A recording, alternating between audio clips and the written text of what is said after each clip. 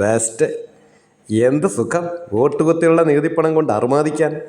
Parliament election കഴിഞ്ഞിട്ട് 2 വർഷമായിട്ടില്ല. പല വികച്ചന മലയാളികളെ സേവിക്കാനായി മുട്ടി നിൽക്കുന്നു.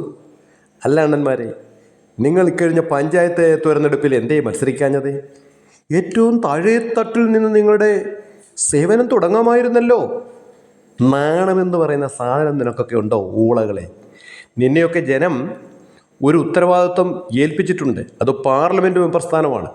ഭരണപക്ഷം കൊണ്ടുവരുന്ന ബില്ലുകളിൽ ജനവിരുദ്ധമായ കാര്യങ്ങളുണ്ടെങ്കിൽ അതിനെ തുറന്നെതിർക്കണം, അത് തിരുത്തിക്കാൻ കഴിയണം. അതോടൊപ്പം തന്നെ ഈ സംസ്ഥാനത്തിന് ന്യായമായ ആവശ്യങ്ങൾ നേടിയെടുക്കാനും ഒന്നിച്ച് പ്രവർത്തിക്കേണ്ടതാണ് നിങ്ങളുടെ ജോലി. അല്ലാതെ നിയമസഭയിലേക്ക് മത്സരിച്ച് ജയിച്ച് ഭരണം കിട്ടിയാൽ മന്ത്രിയായി കൊള്ളയടിക്കൽ തന്നെയാണ് നിൻ്റെയൊക്കെ ഉദ്ദേശ്യം. ഒറ്റ നിബന്ധനയേ ഉള്ളൂ. ഒന്നുകിൽ നീയൊക്കെ ആദ്യം MP സ്ഥാനം രാജിവെച്ചിട്ട് മത്സരിക്കുക, അല്ലെങ്കിൽ ജയിച്ചാൽ ഉപതെരഞ്ഞെടുപ്പ് ഉണ്ടാകുന്ന മണ്ഡലത്തിലെ ഇലക്ഷൻ ചിലവ് നിൻ്റെയൊക്കെ പാർട്ടിയോ നീയൊക്കെയോ ഏറ്റെടുക്കുക. വോട്ടുകുത്തികളായി ഞങ്ങളുടെ മുതുകിൽ വയ്ക്കരുത്, നാണം കെട്ട മരവാഴകളെ.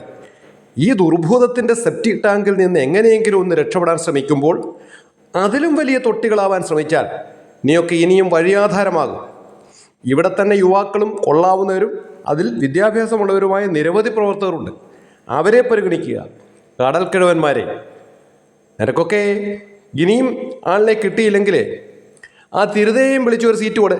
ഇതുപോലുള്ള എടുക്കാച്ചരക്കുകൾ കുഴിയിലേക്ക് കാലും നീട്ടിയിരിക്കുന്ന ഒത്തിരി മരപ്പാടുകളുണ്ട്. ഇവനെയൊക്കെ സത്യം പറഞ്ഞാൽ ജനം ചൂലുകൊണ്ടാണ് കൈകാര്യം ചെയ്യേണ്ടത്. ആ പെരുന്നേലെ സുമാരൻ പോപ്പിൻ്റെ മുമ്പിൽ പോയി കുറേ എണ്ണം നടുവും വളച്ച് മുട്ടിലിഴയുന്നത് കണ്ടു. കഷ്ടം. കാരണഭൂതൻ്റെ പോക്കറ്റിലായി നീ സുമാരൻ. എന്നിട്ട് പോയി വീഴുകയാണ് ചെറിയ ദൂരമൊന്നും പറഞ്ഞുകൊണ്ട്. എല്ലാ പാരയും വെക്കുന്നത് ഈ ഉത്തരം താങ്ങിപ്പല്ലുകൾ. ഇതുപോലുള്ള സമുദായത്തിൻ്റെ പേരിലുള്ള ആ സമുദായ ദ്രോഹികളായ ഉത്തരം പല്ലികളുടെ മുന്നിൽ നീയൊക്കെ പോയി ഓച്ചാനം ചെയ്യുന്നാലുണ്ടല്ലോ, ജനം നിന്നെയൊക്കെ ശിക്ഷിക്കും. അവരങ്ങ് സഹിക്കും, അത്ര തന്നെ. കഷ്ടം.